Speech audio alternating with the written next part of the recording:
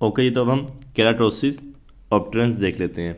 सबसे पहले समझ लो कि हमारी जो स्किन होती है ना ईयर की, उसके सेल्स स्लफोफोर होते हैं, जो एपिथेलियल सेल्स होते हैं, सुपरफिशियल एपिथेलियल सेल्स, वो स्लफोफ होते हैं और हमेशा नए बनते रहते हैं 7 दिन के प्रोसीजर के अंदर। ठीक है, वो जो टिम्पैनिक मेम्ब्रेन के सेल्स हैं, ये वाले सेल्स हैं, ठीक है, ये हमारे एपिथेलियल सुपरफिशियल सेल है मिसाल के तौर पे। ठीक है, स्लफोफ होंगे और पोस्टीरियर वाल पे चले जाएंगे, पीछे वाली जो वाल है हमारी, ये अगर हमारा सामने मिडल है ना जिसकी पोस्टीरियर वाल है, इसके पीछे इसके साथ चले जाएंगे और यहाँ से माइग्रेट होते होते होते होते होते एट द एंड हमारे कान से बाहर आ जाएंगे थ्रू, जब वो वैक्स से मिल के वैक्स सूखती है और जब हम मास्टिकेशन करते हैं तो उसके थ्रू ना ये चीज़ें सारी बाहर आ जाती हैं कान के थ्रू।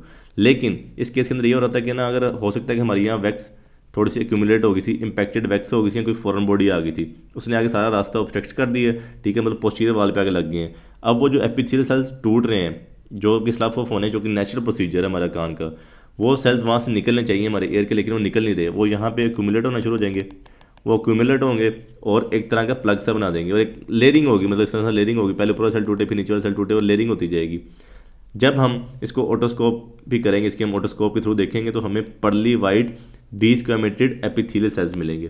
पर्ली वाइट मतलब जैसे कोई हीरा जौहरात चमक रहे होंगे ना, ऐसे हमें कान के अंदर मिलेंगे, छोटे छोटे सेल्स अंदर प्रेजेंट होंगे। ठीक है, और ये आपको पता है जैसे जैसे क्यूमुलेट होते जाएंगे, साइडों की बोन पे प्रेशर डालेंगे, बोन पे प्रेशर डालेगा, बोन की अल्सरेशन होगी और बोन आस्ते आस्ते टूटती जाएगी और हमारा जो कि मिडल एरिया था छोटा था, नॉर्मल इतना था, वो ऐसा ऐसा बड़ा हो जाएगा और इतना बड़ा हमें वाइडन बोन देखने को मिलेगी।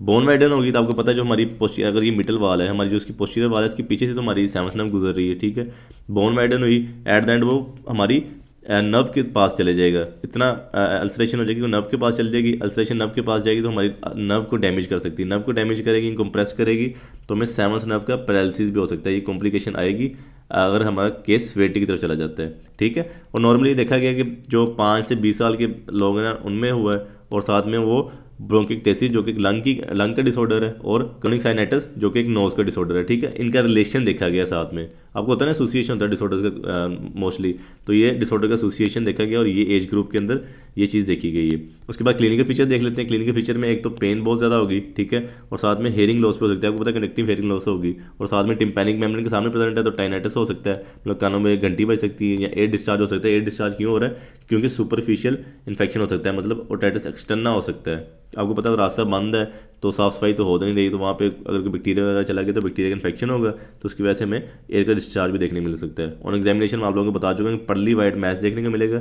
वो क्यों है? क्योंकि कैराटीन प्रेजेंट है एपिथेलियल सेल्स के अंदर। आपको पता है जो हमारी स्किन के सेल्स होते हैं इनके अंदर कैराटीन प्रेजेंट है ताकि सन से बचा सकें। ठीक है, तो कैराटीन चमकेगा जब हम लाइट वगैरह डालेंगे। तो अगर इसको हम रिमूव करते हैं, जो अंदर मैस है अगर उसके सामने अगर कोई इंपैक्टेड वैक्स प्रेजेंट है या फॉरेन बॉडी प्रेजेंट है, उसको रिमूव करते हैं। उसके बाद हम ये जो छोटे मोटे डीस्क्वेमेटेड एपिथेलियल सेल्स की कलेक्शन है, इसको रिमूव करेंगे तो हमें बोन वाइडन मिलेगी। वो क्यों? क्योंकि अल्सरेशन हो चुकी है और ग्रैनुलोमेटेड टिश्यू है, और उसको भी रिमूव करेंगे अच्छे तरीके से देखेंगे तो अल्सरेशन देखने को मिलेगी, ग्रैनुलोमा टिश्यू देखने को मिलेगा। ग्रैनुलोमा मतलब होंगे एपिथेलियोइड सेल्स होंगे और जॉइंट सेल्स वगैरह होंगे, ठीक है, जो कि ग्रैनुलोमेटेड टिश्यू होता है। ठीक है, वो देखने को मिलेगा। ट्रीटमेंट्स का हम क्या करेंगे, या तो सिरिंजिंग से रिमूव कर दो, ठीक है, रिमूवल ही करना है जो हमें अंदर मैस देखने को मिल रहा है, या फिर इंस्ट्रूमेंटेशन के थ्रू रिमूव कर दो, जो मैं सेरोमिन हुक पढ़ाई थी आप लोगों को, ठीक है, जो हुक है उसके थ्रू रिमूव कर दो। हो सकता है आपने एग्जामिन करना है कि सेकेंडरी ओटाइटिस एक्सटर्ना ना हो। मैं आपको बता चुका हूँ कि पस भी प्रोड्यूस हो सकती है, पस डिस्चार्ज भी हो सकता है, वो सेकेंडरी ओटाइटिस एक्सटर्ना की वजह से होगा, तो उसको भी ट्रीट करेंगे हम। या फिर रिकरेंट अगर केस देखने को मेरा बार बार पेशेंट प्रेजेंट करा, आप लोगों ने एक तो पहले पेशेंट को बोलना कि 2-3 दफ़ा आपने आना है, हमने देखना है कि दोबारा तो नहीं मसले मसाइल आ रहे। ठीक है, अगर दो रिकरेंट केसेस आ रहे हैं उसके बार बार, तो हमें फिर उसको पेशेंट को बोल देना कि 2% सैलिसाइक्लिक एसिड अल्कोहल जो कि एक कैराटोलिटिक एजेंट है, मतलब कैराटीन जमा हो रहा है ना, तो हम कैराटीन को तोड़ फोड़ देंगे तो हमारा मसला मसाइल हल हो जाएगा। 2% सैलिसिलिक एसिड इन अल्कोहल, इसके ड्रॉप्स दे दो, या फिर एसिटाइल सिस्टीन, ये भी एक कैराटोलिटिक एजेंट है जो हमने पढ़ा था आई के अंदर। ठीक है, ये हमारा टॉपिक एंड हो गया।